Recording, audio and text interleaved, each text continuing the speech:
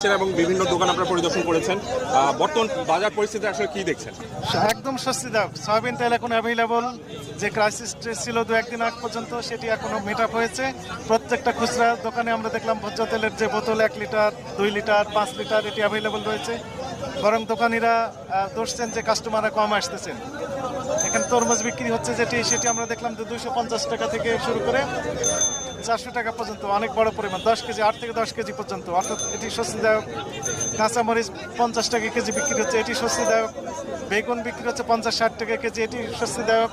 আমরা যেটি দেখলাম যে লেবু, এটি সিজনাল আসলে নয়, এটা আনসিজন।